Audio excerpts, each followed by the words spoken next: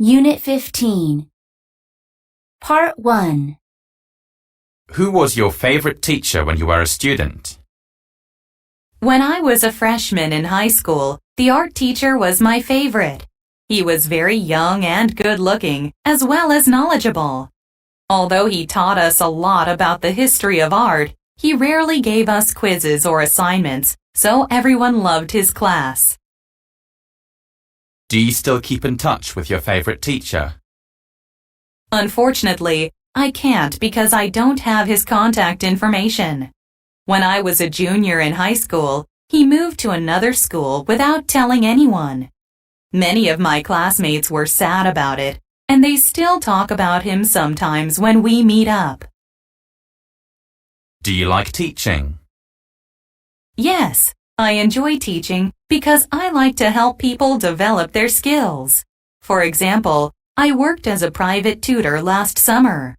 Even though it was challenging at first, I enjoyed doing it because I could see that my student was making progress. What did you like about your school when you were young? My primary school had a big schoolyard, and it was one of the best things about the place. The yard was large enough to fit a soccer field as well as a basketball court. Therefore, my friends and I always ran out to the yard at lunchtime to play ball. What subject was the most difficult for you? The most difficult subject for me was chemistry. That is because I had to memorize all the element symbols by heart. It was so painfully hard for me. In addition, I had to deal with complex formulas, and they were very confusing to me. What was your favorite subject? I liked music above all the others. Even though I wasn't very talented, I enjoyed singing and playing an instrument. Besides, the break from textbooks and note-taking gave me time to rest my brain. What kind of toys do children play with these days? I think toy cars are popular with kids these days. I have a nephew who is 4 years old, and he loves toy cars. He has a big collection of them in his room, and he always carries one with him wherever he goes. What kinds of activities are good for children? I think it is good for children to go out and play sports. These days, children spend too much time playing games or watching TV. Consequently, they are becoming increasingly overweight. Therefore, doing physical activities such as football or baseball would be good for children's health. Part 2. The skill I recently picked up is cycling.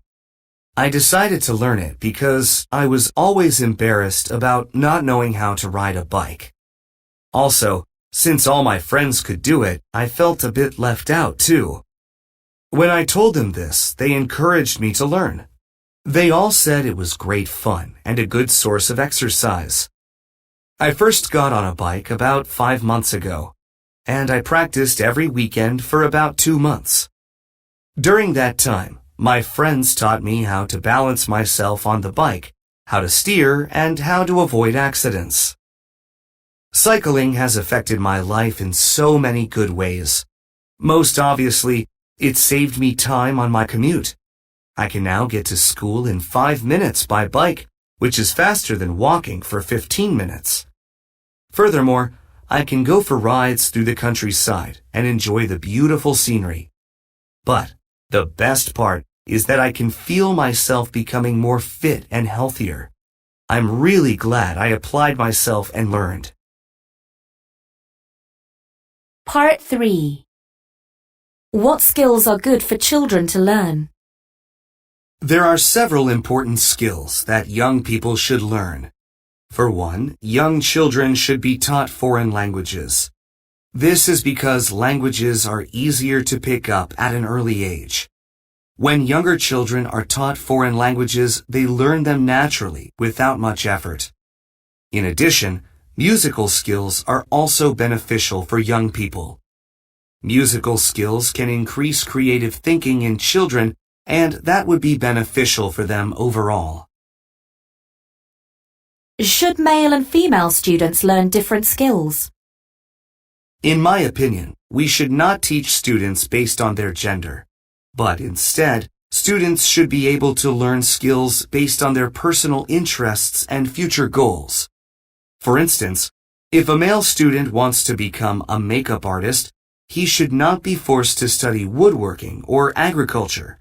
Conversely, if a female student wants to be a professional boxer, it doesn't make sense to require her to study cooking. Part 2. There were many toys that I liked, but the first thing that comes to mind is a small stuffed dog.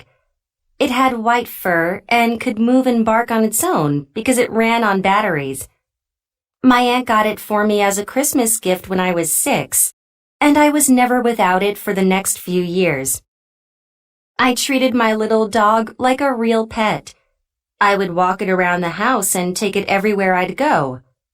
I showed it off to all my friends. I even had conversations with it. I must have looked pretty strange, but I remember asking if it was hungry or needed to go outside.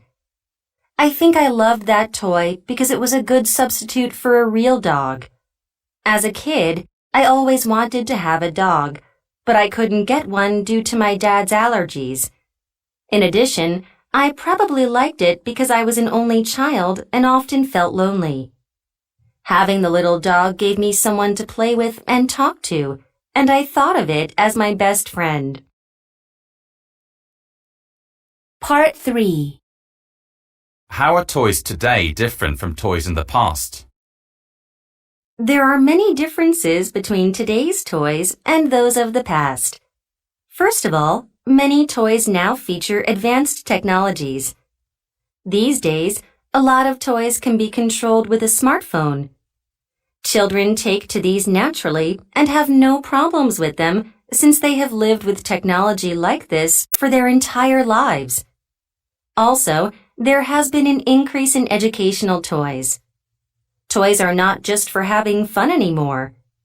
Some toys are designed to help children learn skills, like foreign languages, while having fun at the same time.